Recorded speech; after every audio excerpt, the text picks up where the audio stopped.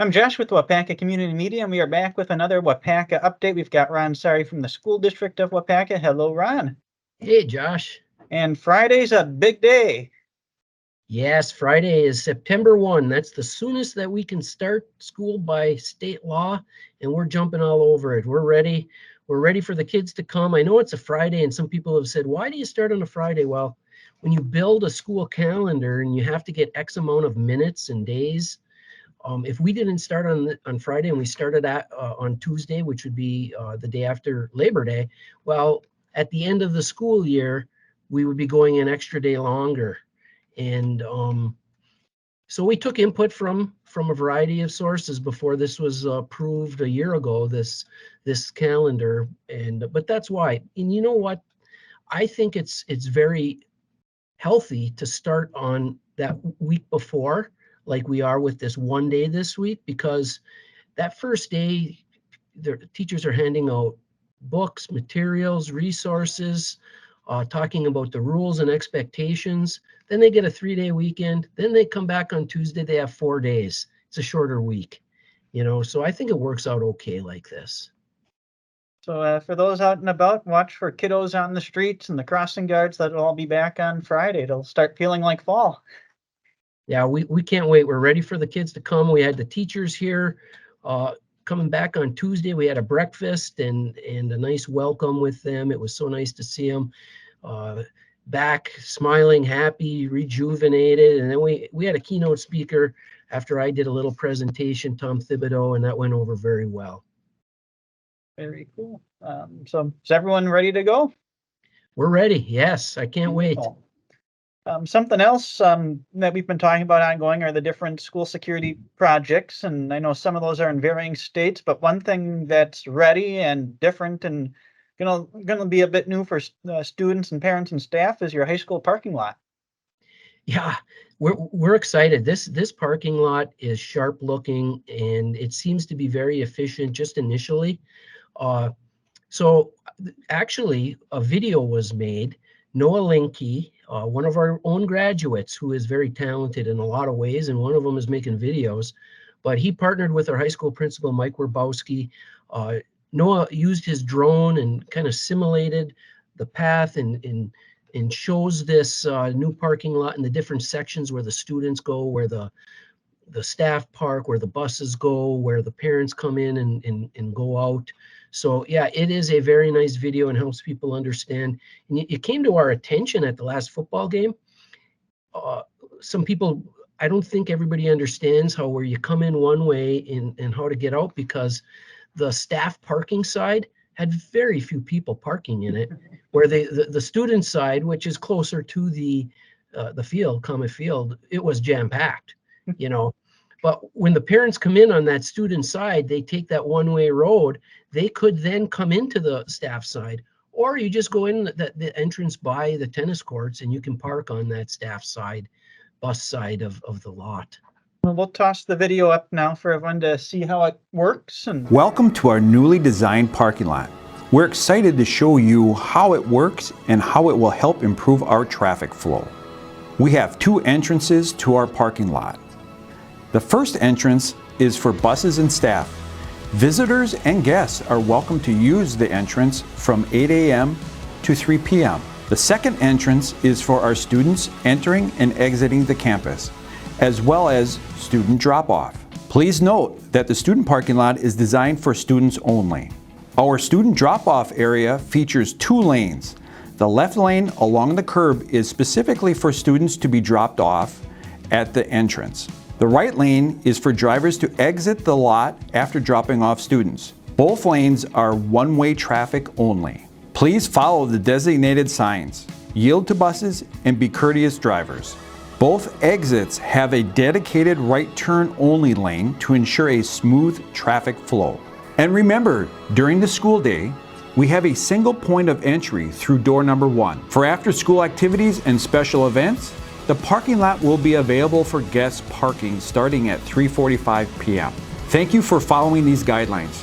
Together, we can ensure a safe and efficient parking experience for everyone. And then the other thing we want to talk about is the school's got some pretty cool recognition on your AP courses, and you had one of your AP teachers invited it to Seattle to the National Advanced Placement Conference. You've got some really good things going on the AP side. Tell us more about both of those. Yeah, one of our instructors, Paul Frank, in the math department, very talented, very dedicated individual, and he was selected to present at the National AP Conference in Seattle this summer.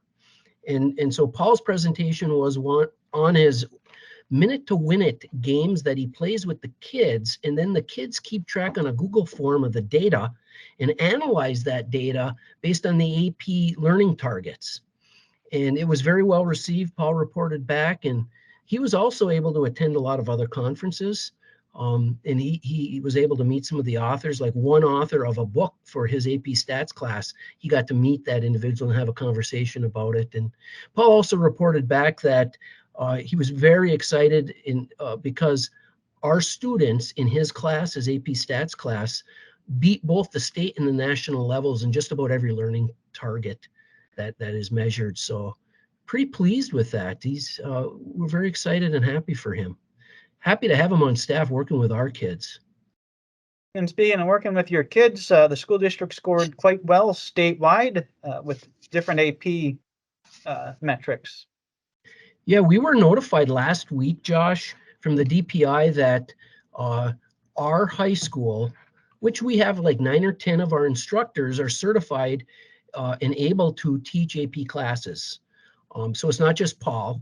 We have AP Stats, we have AP Calc, AP US History, AP Physics, Biology. But the DPI, we are one of 140 districts that got this recognition. Okay, high schools, I should say. And there's 1,987 public high schools in the state of Wisconsin. And we're in the top 140 of that 1,987. But it's even better than that. Of these 140, there's 3 levels. There's a level 1, a level 2, and a level 3. We were in the level 2.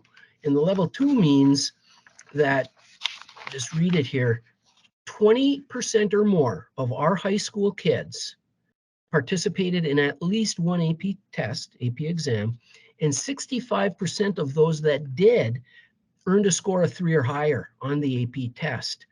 So we had a total of 117 students at our high school take the tests out of 150 different exams.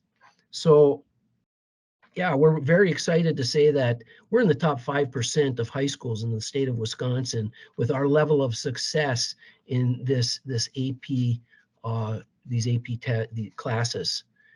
You know, and it's not just, Josh, that advanced placement is all the end all. Because we also push, as you know, the career and technical education as well through our Waupaca Works and how important it is to be well-rounded. But this college, AP is for college, university-bound students. And I know throughout the months, we've talked about different achievements the schools had, both statewide compared to other schools where you've scored well in areas, and then some of the good relationships you have with the local businesses, getting the kids out and getting experience and jobs. So it's good to continue to hear, the more good news, such as all this advanced placement stuff that just recently happened. Yeah, our goal is not only to be excellent in academic achievement, but in addition, it's just to help our students become good people, right? I mean, they're going to be citizens. They're going to be taking care of us. When I'm old, hopefully I don't have to go to a nursing home, but if I'm in the hospital or when we're going to be, these kids are going to be taking care of us. And hopefully we're able to make an impact that they're good people besides going to be good employees, employers, and citizens in the future. Very good. A couple updates from the city side. We don't have Aaron this week. A movie at the bank is coming up next week, Friday, September 8th, about 7:20 p.m. It'll be the Super Mario Brothers movie, and that's happening next to Bank First, just behind the City Hall Library building in that green space. So a great way to celebrate the closing of the first week of school with the younger kids. Come to that movie. The splash pad at Swan Park after Labor Day from September 5th through the 9th, that will be closed for some maintenance work and just getting some things done after the first season of using that. And then this afternoon, Wednesday, August 30th, depending upon when you're watching this, is the 30 years on the Square celebration on City Square.